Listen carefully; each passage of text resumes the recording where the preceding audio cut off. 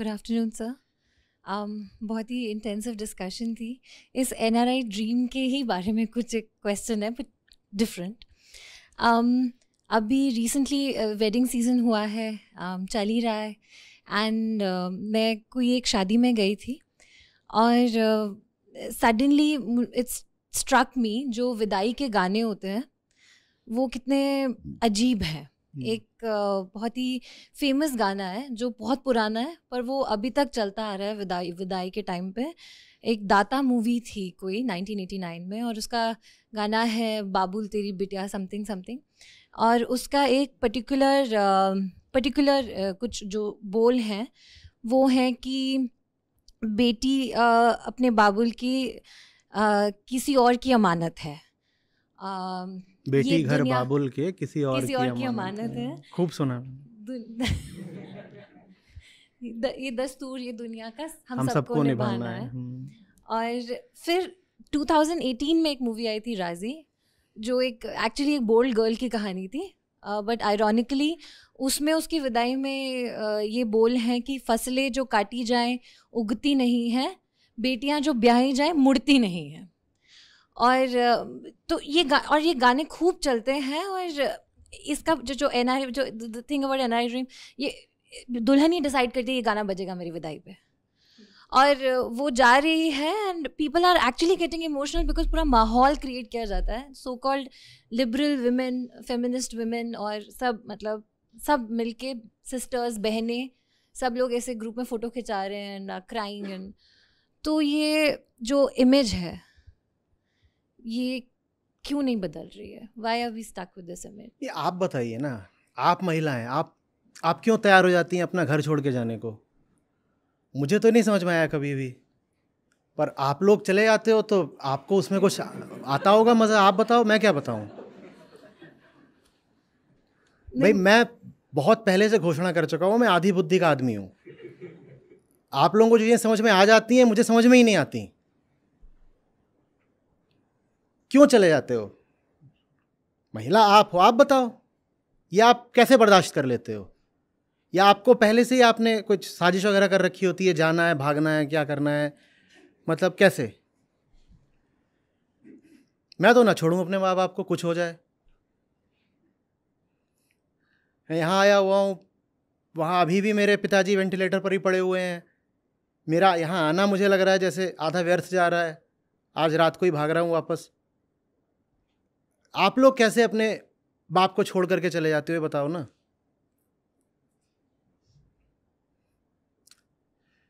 कैसे चले जाते हो? और ऐसा नहीं कि मतलब 2-4 किलोमीटर या 20 किलोमीटर चले जाते हो, पता नहीं कहाँ कहाँ चले जाते हो। विदेश चले जाते हो, साल में एक बार लौट के आते हो। हाँ, पहले के जीवन से बोरियत हो जाती है। अच्छा, बोर हो जाते हो इसलिए? हाँ, आप बताओ ना। माँ बाप का घर अच्छा नहीं लगता? या माँ बाप से इतनी दुश्मनी रहती है कि जहाँ जाते भी हो वहाँ माँ बाप को नहीं ला सकते? चलो कहीं और जाना है, जहाँ जा रहे हो माँ बाप को लेके जाओ ना। माँ बाप है भाई, क्यों छोड़ रहे हो उनको? समस्या क्या है? या अत्याचार कर रहे थे वो? खुंदक थी कुछ? तो ये घर छोड़ छोड़ के क्यों भागती हैं भारतीय महिलाएं? पूरी दुनिया में यही रिवाज है, लेकिन भारत में और ज्यादा है। क्यों है? मुझे नहीं समझ में आया कभी।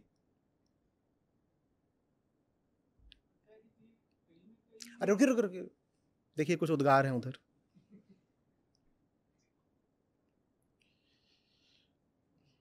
आप बैठिए, मैं बात करूंगा आपसे। मुझसे पूछ रहे? मैं तो बचपन से ही विस्मित हूं कि ये चल क्या रहा है, इसलिए मैं आपसे पूछूंगा।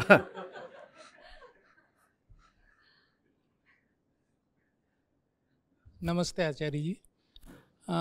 इसी मुद्दे को मैं बोलना चाह रहा था कि ये कहीं ना कहीं एक माँ बाप की ही मानसिकता ऐसी बनी हुई है कि वो, अरे मेरे माँ बाप मुझे जबरदस्ती घर से निकाले, मैं तो ना निकलूं। बेटियों को बेटियों के घर नहीं आना चाहते। कभी कभी तो ऐसा भी हो जाता है कि बेटी पराई है या फिर उनके घर कैसे माँ बाप जो कह रहे हैं सो कह रहे हैं, बेटी ने कैसे छोड़ दिया माँ बाप को, मैं ये जानना चाह रहा हूँ।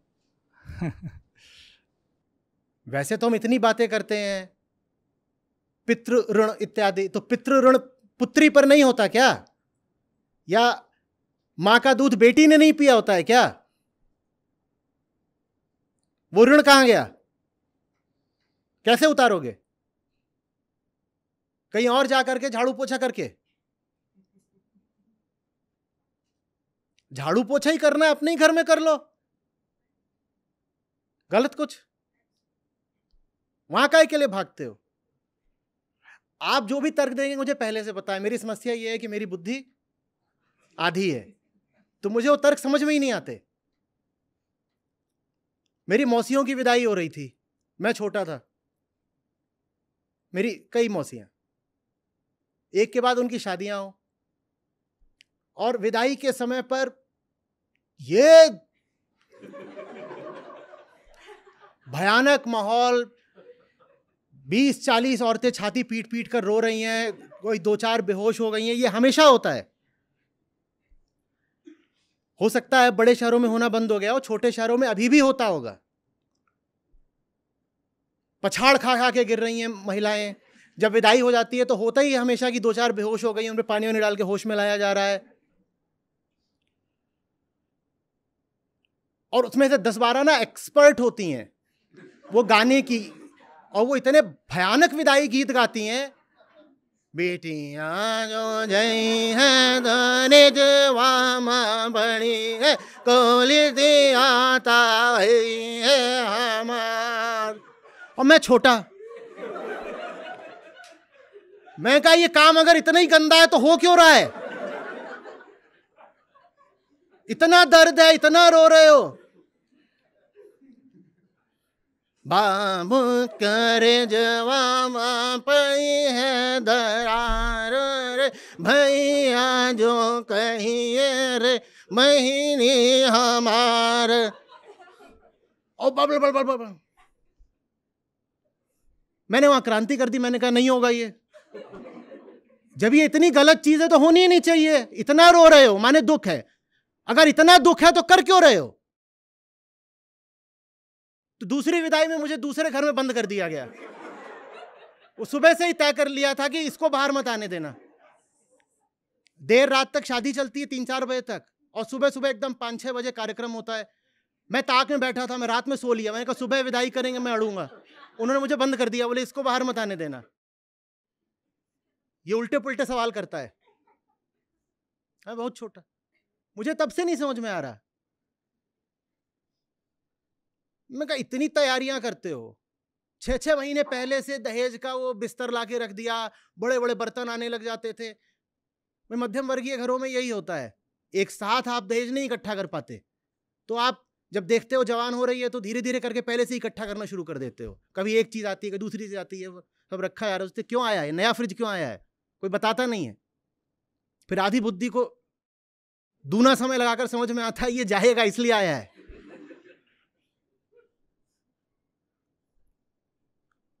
काहे को इतना रोना क्यों? अगर इतने दुख का काम है तो करना क्यों? मजबूरी का तर्क मेरे गले कभी उतरा ही नहीं। बोले मजबूरी है, करना होता है। काहे की मजबूरी है? तुम बाप हो, वो बेटी है, बीच में मजबूरी कहां से आ गई?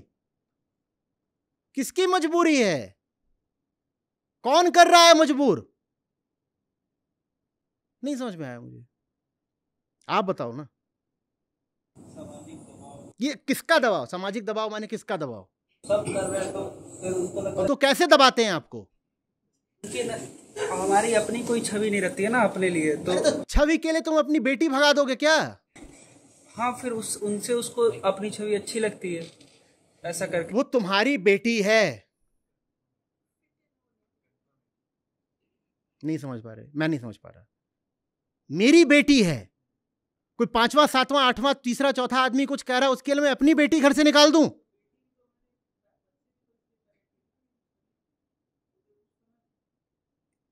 उसे पैदा करने से पहले भी तो ये भी मुझे नहीं समझ में आ रहा। बच्चे किसी तीसरे चौथे को दिखाने के लिए पैदा करे थे, कैसे? वही था ना, शादी इसीलिए तो की थी ना फिर उन्होंने, क्योंकि पूरी कहानी से पहले ही तो ऐसा हो गया ना, तो फिर जीवन भर स्वांग क्यों करते हो कि प्रेम है? अगर सब कुछ दूसरों को दिखाने के लिए ही करा है तो बच्चे से झूठ क्यों बोला कि तुझसे प्रेम है? सीधे बोलते कि तुझे पड़ोसी को दिखाने के लिए पैदा करा है। ऐसे फिर वो कह सकते हैं कि वो उतना सच ईमानदारी नहीं रखना चाहते हैं। ईमानदारी नहीं है तो फिर वो विदाई पर आंसू कैसे आ गए? इतने बेईमानी के आंसू? नाटक है। नाटक में इतने नहीं आंसू, बेहोश हो गई थी वो, तुम कह रहे हो नाटक है? तो मतलब वो ऐसा कह सकते हैं कि वो भी फिर छवि ही दिखाना चाह रहे हैं वहां पे कि संस्कारित है। तो ऐसा नहीं है यार, दर्द भी होता है, तकलीफ भी होती है, फिर भी करे जा रहे हो। और यही बात बहुत अजीब है, पूरी तरह नाटक भी कर रहे होता ना तो भी ठीक था कि एक दूसरे को बुद्धू बनाने का कार्यक्रम चल रहा है, बना लो। होती है तकलीफ भी होती है, क्यों झेल रहे हो तकलीफ, यही मुझे समझ में नहीं आता। संस्कृति की आप लोगों की बातें अमूल्य हैं। गलत संस्कृति। सर, ये जो पूरा शादी का कॉन्सेप्ट है जिसमें आप पैदा होते हो, आप 18 साल तक आपको बड़ा किया जाता है माँ बाप के द्वारा, और उसके बाद आप एक दिन जो है आपको कह दिया जाता है कि आपको जाना है, तो यही कहीं ना कहीं फीमेल फिटिसाइड को कंट्रीब्यूट नहीं करता है? हाँ करता है, बिल्कुल करता है, लेकिन अभी उस पर आ जाऊंगा। मैं पहले ही समझना चाहता हूँ वो चली क्यों जाती है। बाकी तो सब ठीक है, वो क्यों चली जाती है? हाँ, घर में कोई मार रहा था? नहीं भाई, अगर माता पिता को कुछ हो जाएगा तो बाद में हमारा क्या होगा? माता पिता को भी ऐसा लगता है कि हमें कुछ हो गया तो उन्हें क्या? नौकरी कर लो ना। वो अब ये जब तक बैठे दिमाग में, तब जिनकी नौकरियां लगी होती है ना वो भी चली जाती है। काहे को चली जाती है? सिक्योरिटी वाला इशू रहता है। कौन देगा सिक्योरिटी?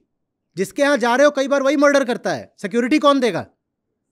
पहले तो ये मान के चलते हैं कि ऐसा सही होगा।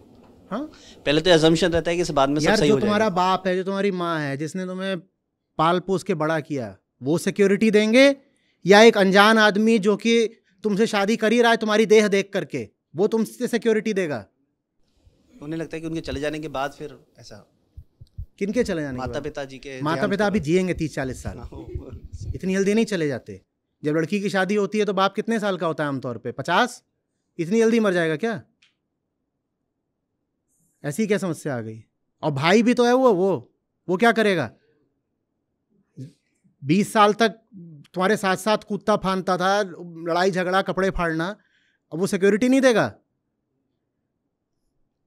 सर, मुझे लगता है बायोलॉजिकल नीड्स होती है, तो कंपेनियन सब ढूंढ रहे होते हैं, तो लगता है कि अच्छा शादी एक एक्सेप्टेड फॉर्म है सोसाइटी में किसी के साथ रहने के लिए। बायोलॉजिकल नीड्स मेरी भी थी, मैं भी जवान हुआ था। मुझसे कोई बोलता वो तभी पूरी होंगी जब फलानी लड़की है, घर में जाके रहने लग जाओ और चूल्हा चौका बर्तन करो।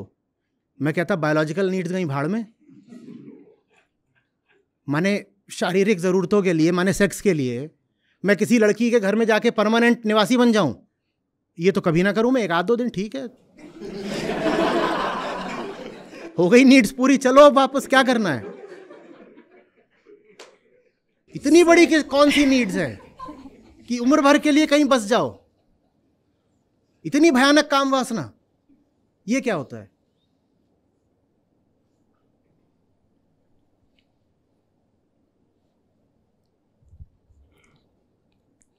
सर पता नहीं, सोशल कंडीशनिंग होती है। पता नहीं तो कर कैसे लेते हो? जो चीज पता नहीं वो करे जा रहे हो। देखो कुछ कह रहे हैं।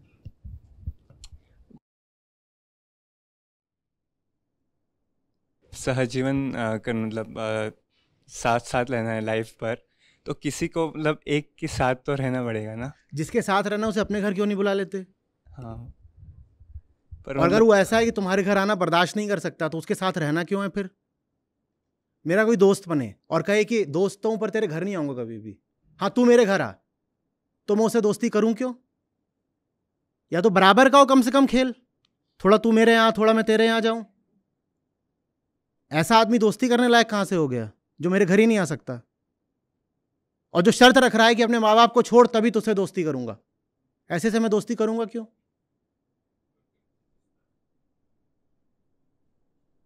मतलब ये उलट भी हो सकता है, लेकिन ऐसा होता नहीं है। अरे क्यों नहीं होता है? ये नहीं पता मुझे। ये नहीं पता तो तुम क्यों लड़की अपने घर बुला लेते हो? क्यों? शायद देखते आ रहे, मतलब मान्यता है, कंडीशनिंग है, वही। तुम पता नहीं क्या करते रहते हो। मेरी बहन है छोटी, 3 साल छोटी है मुझसे, मस्त ऐसी थुल 1-1.5 साल की थी, एकदम डॉल टाइप। मैं खेलता था उसके साथ, उसके बाल बड़े बढ़िया थे, झब्बा बाल, छोटे बच्चों के जैसे हो जाते हैं। रीवा में है ननिहाल मेरा, मध्य प्रदेश। तो उसको एक दिन मैहर ले गए, मैं भी चला गया साथ में। उस ज़माने में वीडियो रिकॉर्डिंग वगैरह होगी, मुझे लगा कुछ बहुत अच्छा कार्यक्रम होने जा रहा है। उसको, हाँ, मुंडन, उसको बैठा दिया और उसके सर पे लगे उसको बाल मूंडने। तो लगी ज़ोर ज़ोर से रोने, वो ज़ोर से रोने लगी तो मैं भी ज़ोर ज़ोर से रोने लगा। मुझे नहीं समझ में आया क्यों कर रहे हो ये। और फिर वहाँ सब घर की महिलाएं बैठी हुई थी, मैंने फिर क्रांति कर दी। मैं कहती ऐसे अगर कोई आपके बाल मूंडे तो आपको कैसा लगेगा। अब हिंदू घर में महिलाओं से ही बोलोगे तो क्या होगा, थप्पड़ पड़ा जोर का, अलग कर दिया गया, इसको ले जाओ जीप में बैठा दो। ड्राइवर लेके गया जीप में। क्यों करना है ये? इतने अच्छे उसके बाल थे, क्यों मूंड रहे हो? क्या समस्या है? कोई मेडिकल रीजन हो तो बताओ। वो तो है नहीं, कुछ भी करते रहते हो बिना सोचे, विचार कहीं है ही नहीं।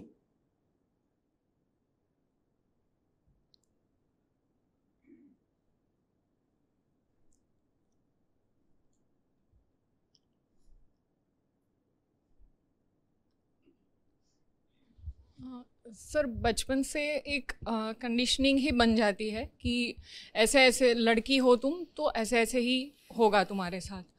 मतलब हम भी ऐसे होते हैं कि समझ ही नहीं। इतना पढ़ी लिखी हैं। नहीं, पर बचपन से ये सीखा है, फिर समझ ही। बचपन से पढ़ लिख भी तो रही हैं। और पढ़ने लिखने का मतलब होता है, सोचो आप इंजीनियरिंग बैकग्राउंड से हैं, है ना?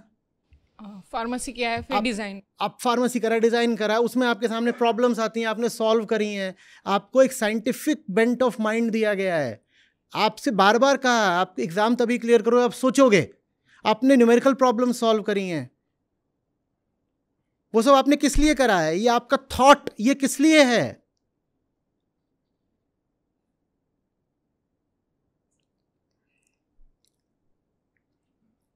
एक भी मॉलिक्यूल बन सकता है फार्मेसी में बिना एप्लीकेशन ऑफ थॉट के?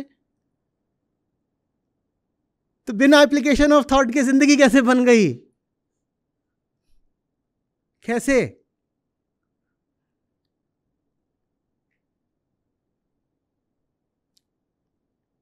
कुछ नहीं, बस ऐसे ही।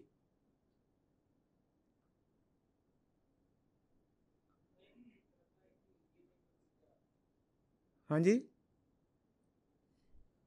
ये नहीं तो फिर क्या माने? घर में हो तो समस्या क्या है? नमस्ते सर। सर, इसी टॉपिक पे आप बोल रहे थे ना, ऐसी क्या मजबूरी होती है। मतलब मैं 2 पॉइंट्स रखना चाहती हूँ। एक तो ये होता है कि तुम खुद इवॉल्व हो जाते हो, पर तुम्हारे पेरेंट्स उस लेवल पे इवॉल्व नहीं होते। मैंने जो ऑब्जर्व किया अभी रिसेंट डेज में, उनको ना मतलब दया सी आने लग जाती है कि अगर वो चाहते भी हैं कि वो तुम साथ में रहो, लेकिन वो ये भी चाहते हैं कि तुम ना रहो, क्योंकि उन्हें लगता है कि कुछ कमी रह गई लाइफ में अगर वो चीज़ नहीं हुई जो सोशली होती है। साफ साफ बात क्यों नहीं कर सकते हैं कि ऐसी कोई कमी नहीं रह गई है, और कोई कमी होगी तो मैं देख लूंगी, आप परेशान ना हो। पढ़ी लिखी हूं, कमाती हूं, सोच विचार रखती हूं, जीवन के निर्णय कर सकती हूं। कौन सी कमी की बात करें? 2 ही कमियां होती हैं कि सेक्स नहीं मिल रहा होगा और किसी पुरुष का साथ नहीं मिल रहा है। और कौन सी कमी होती है? विवाह करके आपको और कौन, बच्चा, ये नहीं मिल रहा। कर लीजिए ना बात उनसे। मतलब वो इमेजिन नहीं कर पाते ये चीज़ कि कोई लड़का आके हमारे घर में साथ रह रहा है। मतलब वो ये चीज़ इमेजिन कर पाते कि एक लड़की आ जाएगी भाई की वाइफ। वो ये इमेजिन कर लेते हैं कि हाँ, वो अपनी बेटी को उठा के कहीं ऐसे फेंक देंगे, ये इमेजिन कर लेते हैं। उनको लगता नहीं है कि ऐसा होता होगा। उनको लगता है सबका बढ़िया ही तो चल, उनका एक्चुअली यही होता है कि सबका बढ़िया चल रहा है, तुम्हारा ही खराब चलेगा। ज्यादातर माएँ जो अपनी लड़कियों की विदाई करती हैं, उनका अपना विवाह अच्छा नहीं चला होता, तो वो कैसे इमेजिन कर लेती हैं कि लड़की का अच्छा चलेगा? माँ है जो खुद अपने वैवाहिक जीवन में दुखी रही है, उत्पीड़ित भी रही है, वो अपनी लड़की की विदाई कर रही है और उसने कैसे कल्पना कर ली कि लड़की का खेल अच्छा चलेगा? बट एक्सेप्टेंस नहीं है। और सर मैं दूसरा पॉइंट ये बोलना चाह रही थी। नहीं देखिए, एक्सेप्टेंस, मैं आपकी बातें समझ रहा हूं पर समझना चाहता नहीं हूं, ठीक है सर? पेरेंट्स का भी यही है, वो समझते हैं पर समझना चाहते नहीं है।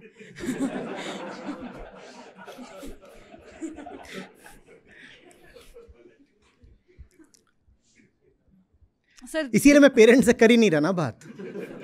सर रहना तो उनके घर में ही है ना फॉर सम टाइम, अभी जब तक खुद का कुछ बिल्ड होगा तो अपने घर में चले जाइए।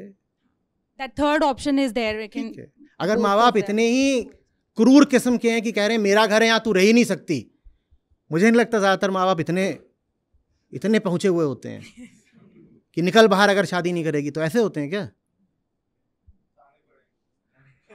ताने तो कहीं भी जाओगे तो पड़ेंगे। पापी फेस बन जाता है बस, और कुछ नहीं। सास के ताने खाने से अच्छा है माँ के ही खा लो। गलत?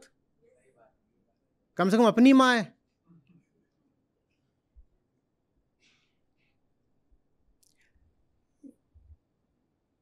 सर देखिए, हाँ बोलिए। सर दूसरा पॉइंट यही था मेरा कि सर लड़के कभी भी, मतलब लड़कियों के क्वेश्चंस है क्योंकि they go through it, so they have these questions कि why should I go through it. But sir लड़कों के कभी, पहली बात मैंने कोई लड़का नहीं देखा who is ready to do this. जो नहीं कर रहा उससे मत करो ना शादी। क्यों करनी है? नहीं छुओ, नहीं दूर रह। Ready to go to the girls house and भाई तू मेरे घर नहीं आ सकता तो मुझे तेरे साथ रहना नहीं है, खत्म बात। ऐसे नहीं है सर, मैंने तो कोई नहीं देखा। सरप्राइज। तो नहीं रहना, किसी के साथ नहीं रहना। क्या हो जाएगा? क्या हो जाएगा? उनकी भी तो फ्री, मतलब वो इस चीज को समझते हैं कि यहाँ बंधन है तो वो अग्री नहीं करते हैं, which is good. I feel it's good. हाँ बिल्कुल ठीक है। But then you should opt for a third option where both of you go outside of both the parents' houses and then settle. बिल्कुल ठीक है। या आप अपने घर में रहो, अपने घर में रहे, अच्छी बात। बीच बीच में गोवा, क्या समस्या है?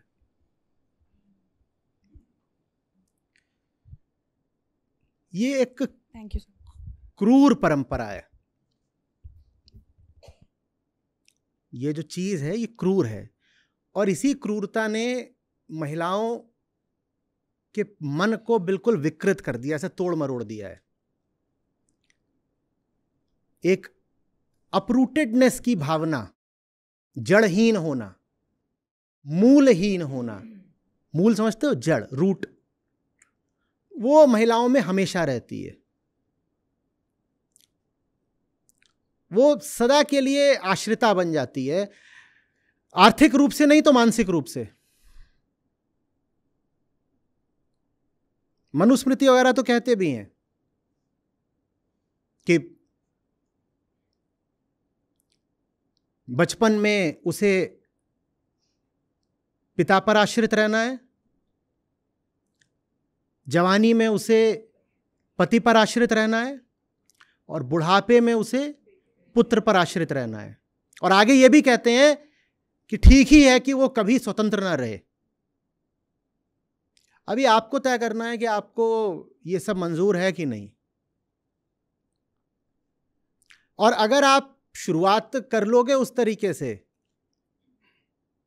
तो अंत भी उसी तरीके से होगा। आश्रयता में शुरुआत करोगे, आश्रयता में ही अंत होगा। जीवन भर पर निर्भर बने रहोगे, किसी ना किसी की बाट जो होते रहोगे। और एक बात अच्छे से समझना, जब आप किसी पर आश्रित होते हो ना तो आप उसकी जिंदगी भी खराब कर देते हो।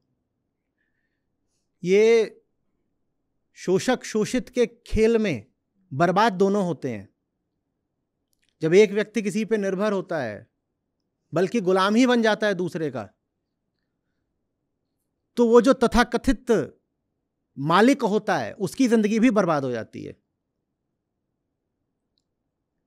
दोनों बर्बाद होते हैं। और जब दोनों बर्बाद होते हैं तो पूरा समाज बर्बाद होता है, राष्ट्र बर्बाद होता है, विश्व बर्बाद होता है।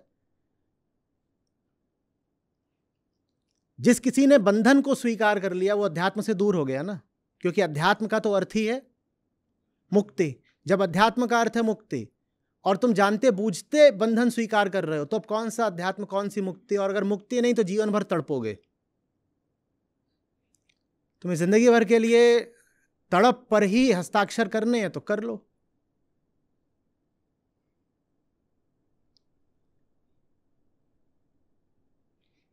पैसा आता जा रहा है, शिक्षा बढ़ती जा रही है,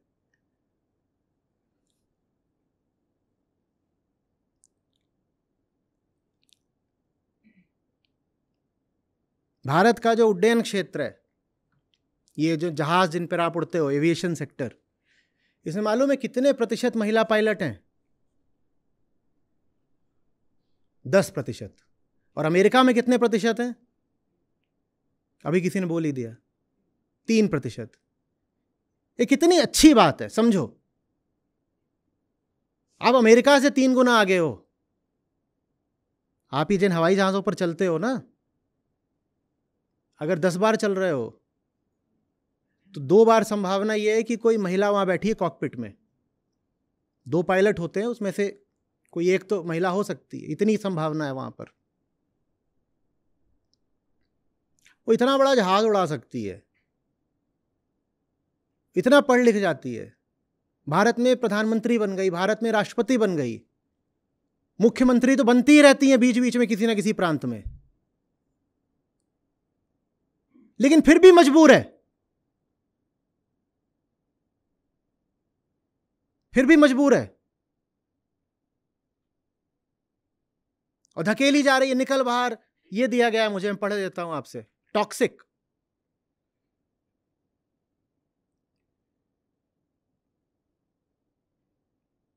बाबुल तेरी बगिया की मैं तो वो कली हूं रे, छोड़ तेरी बगिया मुझे घर पिया का सजाना है। तुम सजावट की वस्तु हो, तुम क्या हो? तुम शोकेस हो, तुम फ्लावर वास हो, बुके हो, ये क्या है?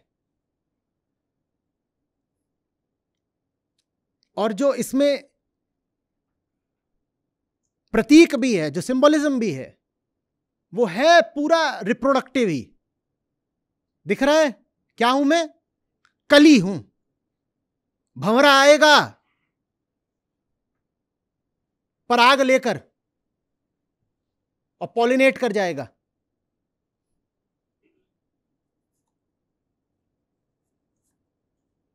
दिख नहीं रहा है कि इन सब बातों के पीछे एक भौतिक दृष्टि है, एक कामुक दृष्टि है।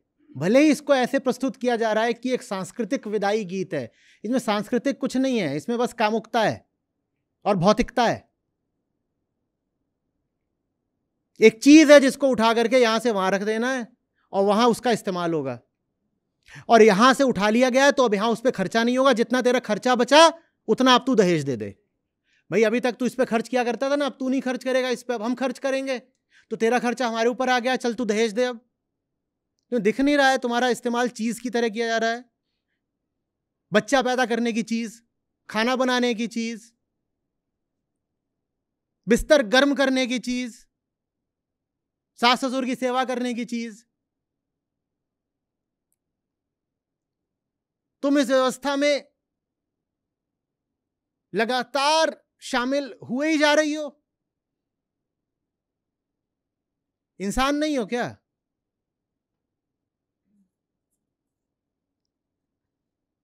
बेटी घर बाबुल के किसी और की अमानत है, दस्तूर दुनिया का हम सबको निभाना है। मजबूरी मजबूरी मजबूरी, क्या होगा? जेल में डाल देगा कोई, क्या करेगा?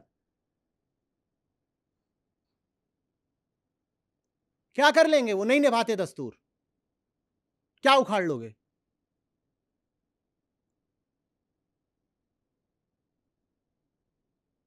क्या कर लेगा कोई? मार देंगे। मार तो तब भी देते हैं जब चले जाते हो पिया के घर। दहेज हत्याएं कम हो गई हैं क्या?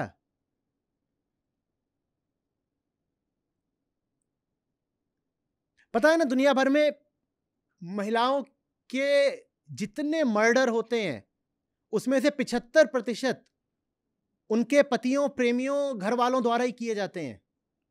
महिलाओं की जितनी हत्या होती हैं समूचे विश्व में, उसमें से 3/4 उनके पतियों, प्रेमियों और घर वालों द्वारा ही की जाती हैं। तो तुम्हें कौन सी सुरक्षा मिल रही है दस्तूर वगैरह निभा करके? हाँ जी,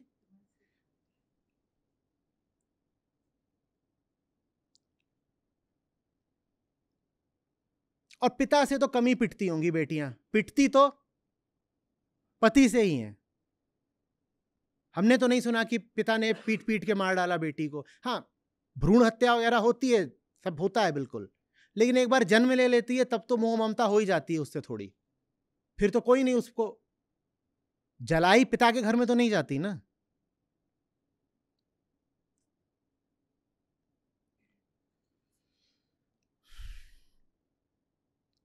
साथ ही में वो बोल भी रही है, मैया तेरे आंचल की मैं हूं एक गुड़िया रे, तूने मुझे जन्म दिया तेरा घर क्यों बेगाना है।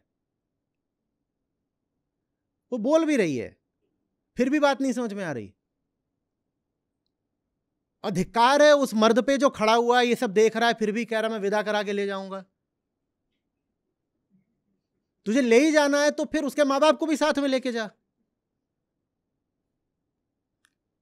ऐसे ऐसे फाड़ करके ले जाना, ये कहां की भलमनसाहत है? इसमें कोई सज्जनता है?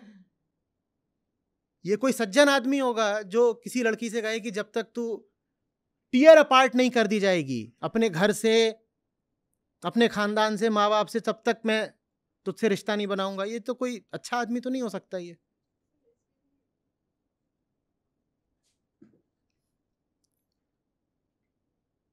सर इसमें भी बॉलीवुड का बहुत बड़ा रोल है। वो गाना ले जाएंगे ले जाएंगे, दिलवाले दुल्हनिया ले जाएंगे, दुल्हनिया नची जा रही है कि आ रहा है लेने। हाँ, वो एकदम फोर्सफुली। और दूसरा है कि हम तुझको उठा कर ले जाएंगे, डोली में बिठा कर लेते। थप्पड़ नहीं मारूंगी उठाएगा तो। नहीं, वो उठा, म्यूजिक में उठा रहा है, वीडियो में ऐसा करके। Then all that nonsense, it's all very Bollywood fed, very very Bollywood fed. Bollywood से पहले भी विदाइयां तो होती ही थी, बॉलीवुड ने तो बस उस पर कैपिटलाइज करा है।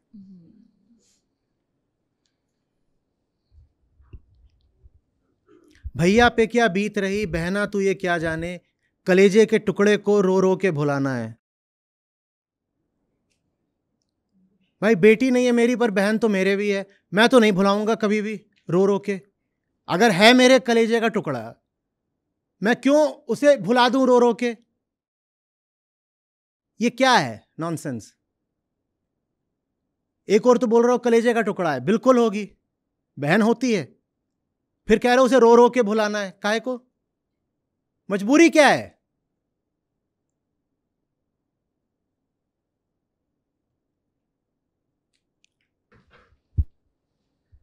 भैया तेरे आंगन की मैं हूं ऐसी चिड़िया रे, रात भर बसेरा है सुबह उड़ जाना है।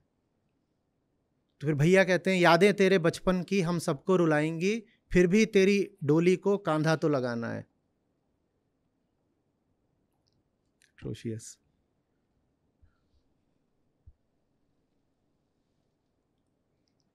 सो आचार्य जी, ऐसा एक क्वेश्चन आता है कि अगर शादी नहीं करोगे तो फिर बुढ़ापे में क्या होगा?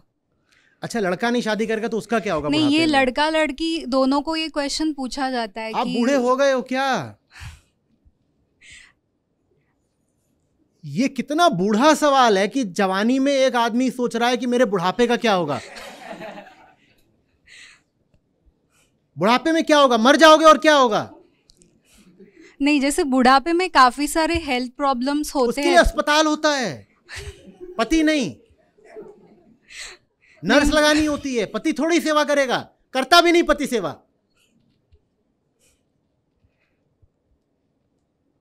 लेकिन मेरे पिताजी वहां पर पड़े हुए वेंटिलेटर में, मैं क्या कर पा रहा हूं? मिलने भी नहीं देते अस्पताल वाले, वो MICU में है।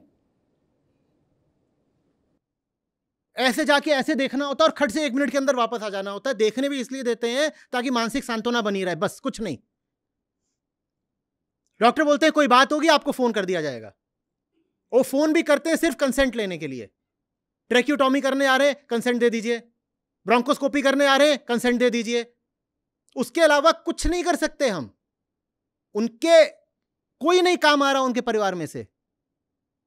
मेडिकल साइंस काम आ रही है उनके, हॉस्पिटल काम आ रहा है उनके, और उनके पास अगर इंश्योरेंस है तो इंश्योरेंस काम आ रहा है उनके।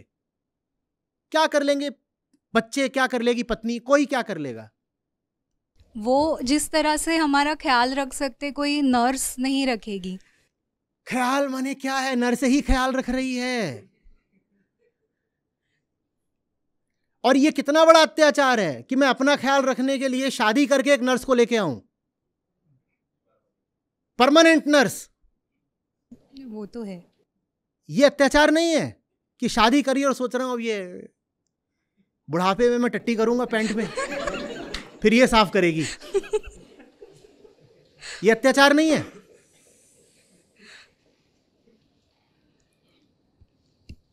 ये खुली बात क्यों नहीं करते हो फिर जब अरेंज्ड मैरिज में मिल रहे होते हो ना?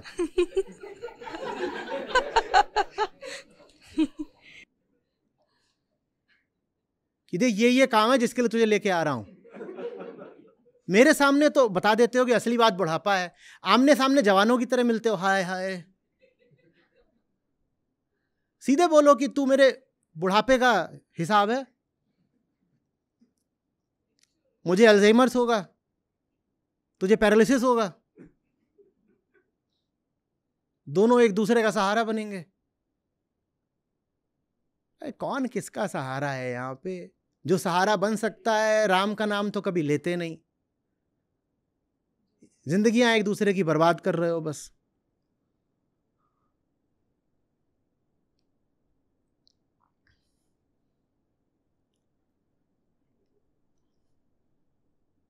ये सचमुच आप लोगों को लगता है कि अभी जो कुछ कर रहे हो, लगता होगा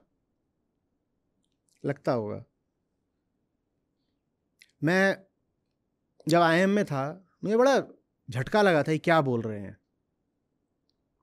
मैं जब IIM में था तो जो जॉब ऑफर्स आए थे उसमें से एक था एयर इंडिया का। तो उनको मैंने बताया कि मेरे पास पहले से ही UPSC वाली नौकरी रखी हुई है, मैं यहाँ पे उसके बाद MBA कर रहा हूँ।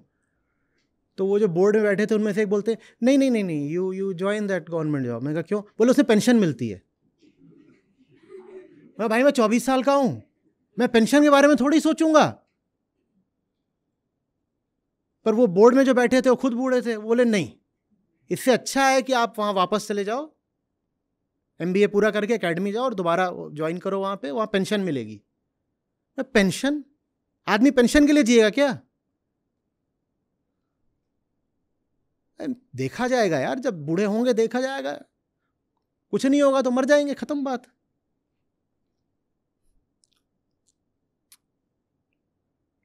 ज्यादा तकलीफ हो रही है, सब हो रहा है, मर जाओ ना। मुझे जैनों का ये बड़ा बढ़िया लगता है, जब उनको दिखाई देता है खेल खत्म हो गया तो खुद ही मरना चुन लेते हैं। मेरा भी ऐसा ही रहेगा पक्का। मैं नहीं इंतजार करूंगा कि मौत आए मुझे घसीट घसीट के धीरे धीरे लेकर के जाए। जब दिखेगा कि अब कोई मैं सार्थक काम कर नहीं सकता, चलो खत्म, स्वेच्छा से खत्म करेंगे। किसी की गुलामी से, किसी के आदेश पर थोड़ी खत्म करेंगे। अपनी मर्जी से जिए, अपनी मर्जी से मरेंगे भी। कोई कुछ भी कर सकता है, हमें खाने के लिए थोड़ी मजबूर कर सकता है। खाना छोड़ देंगे, खत्म।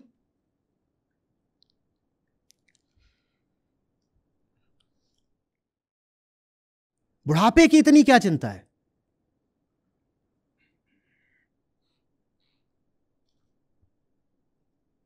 अब मस्त जियो। देखो सुनो, इतनी जो बीमारियां भी लगती है ना, आधी तो इसीलिए लगती है क्योंकि शादीशुदा हो। सही बोल रहा हूं, गलत बोल रहा हूं? इतने आदमी हार्ट अटैक से काहे को मरते हैं?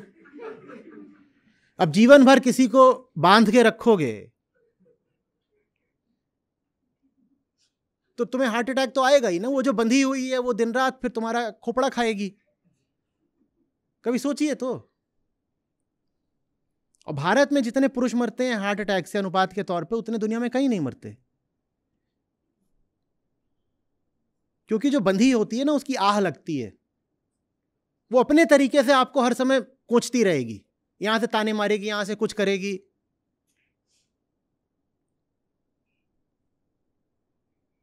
मरो। फिर कौन सा तुम शादी करके सेहत पे ध्यान देते हो? कौन सा तुम स्पोर्ट्स खेलते हो? कौन सा तुम एडवेंचर पे जाते हो, ट्रेकिंग करते हो? बताओ ना। कितनी बेहाता महिलाएं स्विमिंग करने जा रही हैं, दिखाना। या टेनिस खेल रही हैं, दिखाना।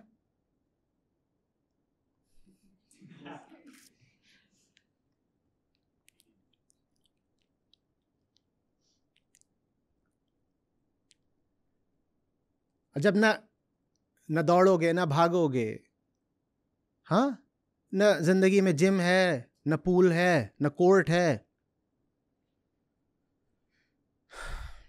न बैट है, न रैकेट है, तो बीमार तो पड़ोगे ही। और जब बीमार पड़ रहे हो तो तर्क ये दे रहे हो, अब मैं बीमार पड़ गई हूं इसलिए मुझे पति चाहिए, वो मेरा देखभाल। भाई इससे अच्छा जितना समय तुमने परिवार को दे दिया उतना समय तुमने सेहत को दे दिया होता, बीमार पड़ते ही नहीं। गलत बोल रहा हूं? जितना समय तुमने आपस की माथाफोड़ी में और फालतू में बच्चे पैदा करने में और सास ससुर के झंझटों में लगा दिया, उतने समय में सेहत का ख्याल रख लिया होता, 80 की उम्र में भी हट्टे कट्टे रहते।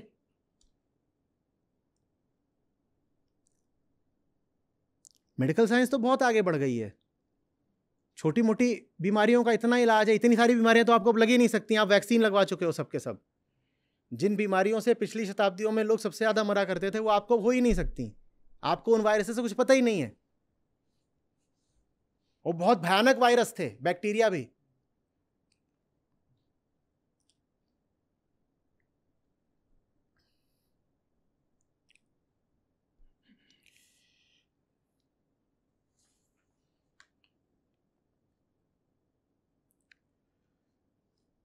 कितना इमोशनल खेल है।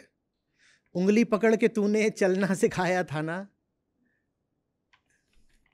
दहलीज, क्या लिखती है ये, दहलीज ऊंची है ये पार करा दे। उंगली पकड़ के तूने चलना सिखाया था ना, दहलीज ऊंची है ये पार करा दे। ये तर्क क्या, लॉजिक बताओ। वैसे कहते हैं ना, कोई सेंस है इस बात का? उंगली पकड़ के तूने चलना सिखाया था, यहां तक तो ठीक है। अब ये क्या बोल रहा है आगे? तो ऐसे ही इसको और बोल दे कि उंगली पकड़े तूने चलना सिखाया था ना, चल अब मुझे कुएं में गिरा दे। वो और ये लॉजिक बराबर का है।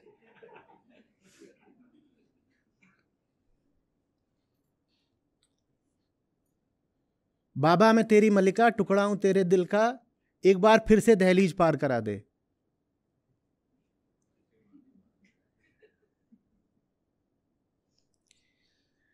और पीछे से कोरस में समस्त भारत की महिलाएं गा रही हैं, मुड़ के ना देखो दिलबरो दिलबरो, मुड़ के ना देखो। ये पूरे उत्तर भारत की स्त्रियां एक स्वर में कोरस दे रही हैं, मुड़ के ना देखो दिलबरो। तुमने नहीं देखा था मुड़ के, तुम्हारी जिंदगी कैसी हो गई? उस बेचारी को भी बता रही हो मुड़ के ना देखो दिलबरो। तुमने कौन सी लाइन कहाँ गए होते? तो कोट करी थी, घास काट दी जाती है तो फिर वापस नहीं आती।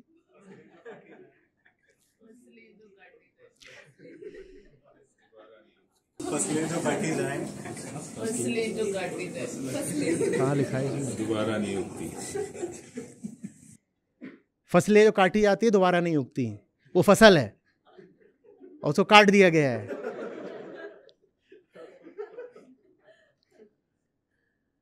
और ये फिल्में हिट हो जाती हैं।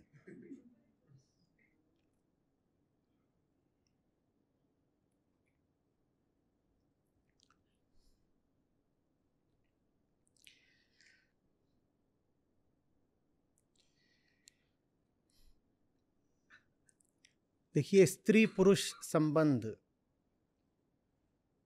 शायद जीवन की दूसरी तो सबसे महत्वपूर्ण चीज होते ही है। एक पुरुष होने के नाते अगर आपका सबसे महत्वपूर्ण संबंध होता है राम से, तो जो दूसरा सबसे महत्वपूर्ण संबंध होता है वो तो स्त्री से ही होता है। ये जो दूसरा है बहुत बहुत महत्वपूर्ण है, नंबर 2 का है एकदम।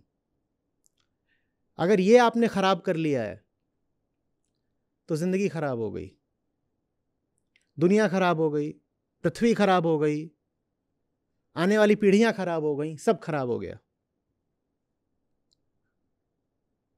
और दूसरा खराब कैसे होता है मालूम है ना? जब तीसरा महत्वपूर्ण हो जाता है और पहला भुला दिया जाता है। तीसरा कौन है? दुनियादारी, समाज, भौतिकता, इधर उधर के लोभ। जब ये बहुत आकर्षक हो जाते हैं और पहले को हम भुला देते हैं। पहला है सत्य, राम। जीवन का उद्देश्य याद रखना जो है मुक्ति।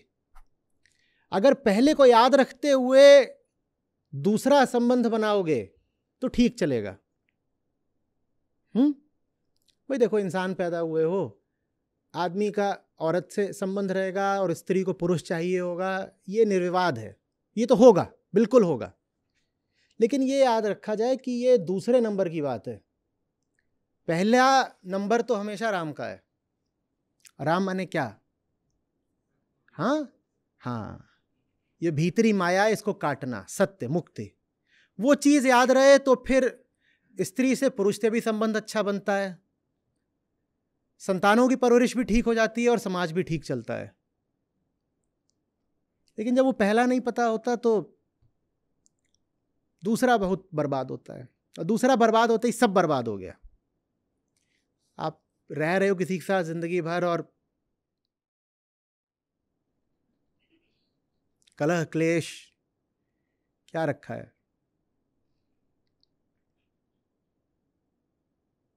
और जो ये पति के घर भेजने का दबाव होता है, उसी का नतीजा होता है जो बात इन्होंने उठाई थी कि फिर पिता को लड़की की भ्रूण हत्या करनी पड़ती है, पिता को और माता को। उनको ही पता है ना कि ये क्या होगा, इसको तो उठा करके किसी को दे ही देना है कल, इस पर जो इन्वेस्टमेंट करोगे वो तो सब जाएगा, वेस्ट ही जाना है। तो कहते हैं इसको पैदा ही काहे को होने देना, इसको मार ही दो, उसको पैदा ही नहीं होने देते फिर। और ठीक वैसे जैसे दहेज की प्रथा रुकने में नहीं आ रही, उसी तरीके से फीमेल फीटिसाइड और अगर पैदा हो गई तो इन्फेंटिसाइड, ये रुकने में आ नहीं रहे हैं। मजेदार बात यह है कि चूंकि ये रुक नहीं रहे, इसीलिए हमने उनकी बात करना ही रोक दिया। मैं जब छोटा था तो दूरदर्शन पर भी विज्ञापन आते थे सरकार द्वारा प्रायोजित दहेज विरोधी।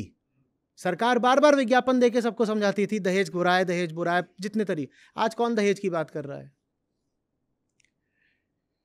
इसी तरीके से कम 5, 7, 10 साल पहले तक होता था कि आप थोड़ा देहात की तरफ निकल जाओ तो वहाँ लिखा होता था बेटी बचाओ बेटी पढ़ाओ, और वहाँ पर कम से कम इस बात को स्वीकार किया जाता था कि हाँ भ्रूण हत्या चल रही है ज़बरदस्त।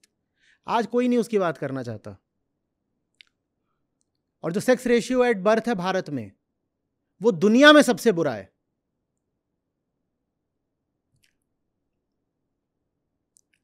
ऐसा नहीं कि माँ बाप अनिवार्य रूप से क्रूर हैं इसलिए बेटी को मार रहे हैं। जो कारण है वो सामाजिक और आर्थिक है। सामाजिक कारण क्या है कि इसको विदा कराना है, वही जो आप लोग बोल रहे थे कि समाज की मजबूरी है ना विदा कराना, ये सामाजिक कारण है। आर्थिक कारण क्या है? विदा हो जाएगी फिर हमें क्या मिलेगा इससे? ये तो एक नेट सिंक है, बस पैसे लेती है, कुछ वापस थोड़ी ही देती है।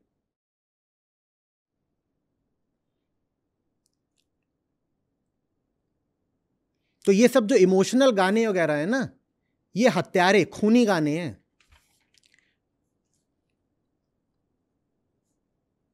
हम बात करते हैं एथनिक क्लींजिंग वगैरह की, करते हैं ना कि अरे इतने लाख फलानी एथनिसिटी के लोग मार दिए, कितनी बुरी बात है, रेशियल क्लींजिंग कर दी और ये सब हो गया।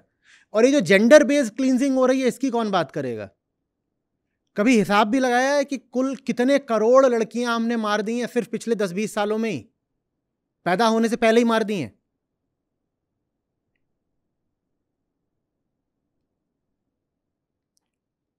कहीं 2 हिंदू मर जाएं तो हम बहुत शोर मचाते हैं, अरे हिंदू मर गए, हिंदू मर गए। और खास तौर पे अगर उन हिंदुओं को मुसलमानों ने मार दिया हो तब तो शोर की कोई इंतहा ही नहीं रहेगी। और ये जो हिंदुओं के घरों में हिंदुओं की हत्या की जा रही है, वो जो लड़की मरी है वो हिंदू नहीं थी क्या? जिस लड़की को तुमने गर्भ में मार दिया वो हिंदू नहीं है? और करोड़ों ऐसी लड़कियां तुम मार रहे हो हर साल, उनकी तुम बात नहीं करोगे।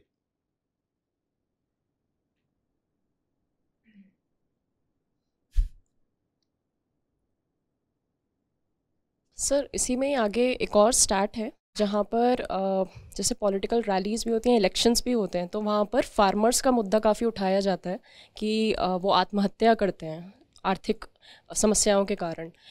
पर जो डेटा है वो कहता है कि भारत में हर साल जितने फार्मर्स सुसाइड करते हैं उससे कहीं ज़्यादा हाउसवाइफ सुसाइड करती हैं, पर ये कभी मुद्दा ही नहीं आता सामने।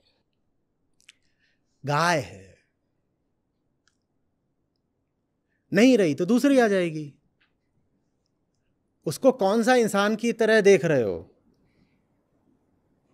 पहले ऐसे ही गिनते थे, फलाने किसान के पास इतना पशुधन है और इतना स्त्री धन है। गाय को भी माना जाता है एक उर्वर संसाधन, फर्टाइल रिसोर्स। बच्चा देती है, दूध देती है, और स्त्री भी वही है, बच्चा देती है, दूध देती है। गाय मर जाती है तो कौन बहुत रोता है? स्त्री भी मर गई तो बस काहे को गिनना है? मीडिया काहे को इस बात को उठाए? मीडिया के पास ज्यादा मसालेदार मुद्दे हैं।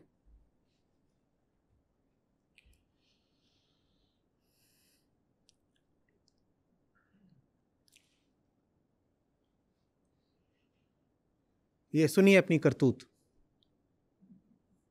हम बहुत भावुक लोग हैं ना, Indians are very sentimental people. देखिए हम कितना सेंटिमेंटल स्लॉटर करते हैं। बिहार 908, 908 माने 1000 लड़कों पे बाकी 92 कहां हैं? बाकी 92 कहां हैं? बताइए बताइए कहां हैं? वो फसल पहले ही कट गई। बहुत बढ़िया। अब बिहार की कुल आबादी सोचिए कितनी होगी? 12-14 करोड़ होगी, इतनी है ना। 12-14 करोड़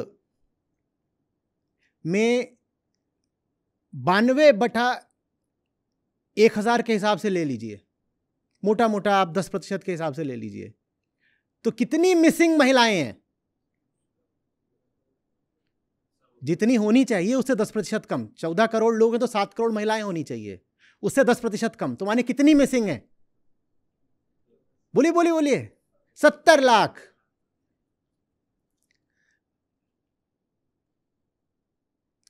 ये तो कह रहे हैं यादें तेरे बचपन की हम सबको रुलाएंगी। वो तो बचपन शुरू भी नहीं होता उसका, बचपन शुरू होने से पहले ही काम तमाम। हाँ, एक लड़की घर से भाग जाए तो कितना बड़ा मुद्दा बनता है मीडिया में, वो घर से भाग गई। एक लड़की का कोई कत्ल कर दे उसका प्रेमी वगैरह तो कितना बड़ा मुद्दा बनता है। और ये 70 लाख लड़कियां कहां हैं? बताओ ना मुझे, कहां हैं? ये बिहार था, मेरा प्यारा हरियाणा कहां है? हाँ, 893। और मर्दों का देश है भाई हरियाणा, नारियों का क्या काम वहां पे? एकदम ही फिजूल चीज है, पैदा ही नहीं होने देना इसको, खत्म, अभी काटो।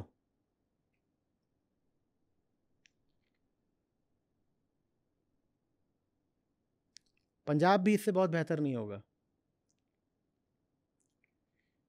904 पंजाब, कल्चर एक ही है हरियाणा पंजाब का। और ये गाने भी सब उधर के ही हैं। जितना स्लॉटर उतनी सेंटिमेंटैलिटी।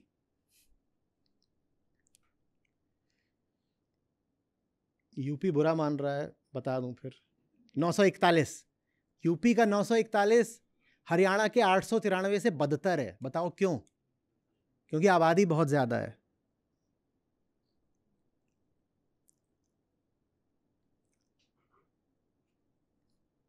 राजस्थान, हाँ बिल्कुल राजस्थान होगा। हरियाणा को बुरा लग जाएगा। 891 राजस्थान, 891। शूरवीरों का देश है भाई। महिलाएं तो कमजोर होती हैं, क्या करना है वहां, तो शूरवीर चाहिए। तो 1000 लड़कियां अगर गर्भ में आती हैं तो उसमें से 109 मार दी जाती हैं।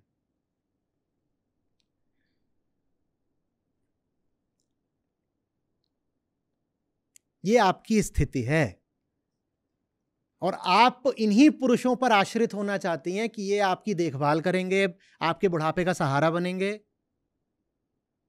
ये पुरुष जो आपको जन्म नहीं लेने देते, ये आपके बुढ़ापे का सहारा बनेंगे। आप हैं किस दिवा स्वप्न में? या बस नाचना है DDLJ?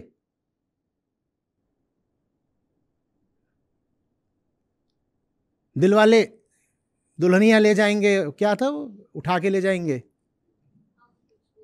हम तुझको उठा के ले जाएंगे, बस नाचना है।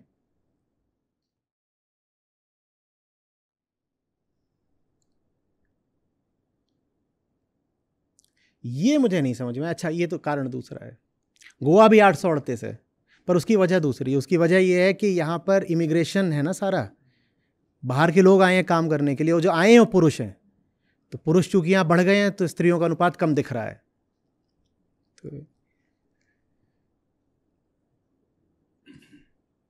चंडीगढ़ कहा था, पंजाब हरियाणा के बीच में है, तो 838 चंडीगढ़।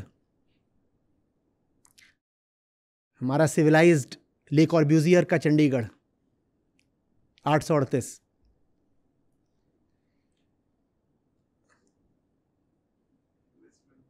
हाँ, वेस्ट बंगाल में अच्छा होगा, बुरा नहीं होगा।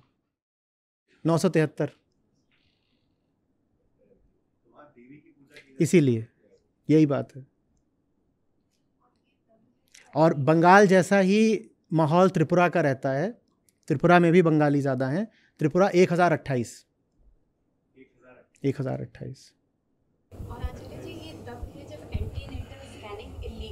ये इलीगल एंटीनेटल, वो अलग तरीके से होती है अब, मतलब ये इलीगल हो चुका है स्कैन करना। हाँ। और उसके बाद अगर ये संख्या है तो ये भी बता रहा है कि वो इलीगल होने के बाद भी धड़ल्ले से चल रहा है। ऐसा जिन जगहों पर हमारी ये सेंटिमेंटल संस्कृति नहीं है वहाँ मामला थोड़ा ठीक है। उदाहरण के लिए लद्दाख 1125, लक्षद्वीप 1051, केरल में भी ठीक होना चाहिए। केरल 951। हाँ, हिमाचल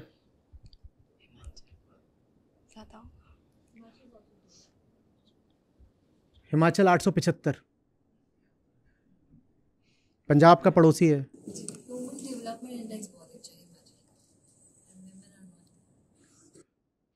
और हिमाचल का तो और अच्छा होना चाहिए क्योंकि हिमाचल मैन पावर का एक्सपोर्टर है, तो हिमाचल के पुरुष मैदानों पे आके काम करते हैं, तो हिमाचल में तो महिलाओं की अनुपात और ज़्यादा होनी चाहिए थी, पर सिर्फ 875 है।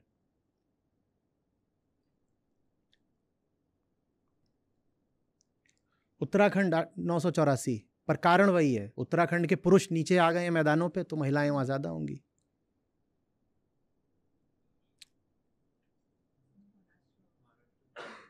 महाराष्ट्र 913।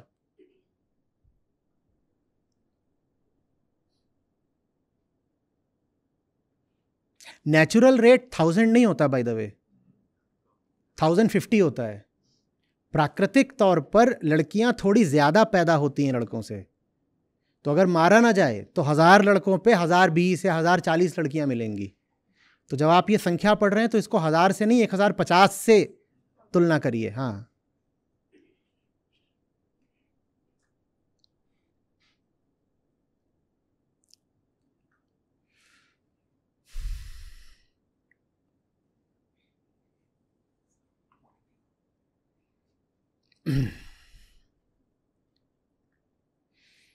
चलिए।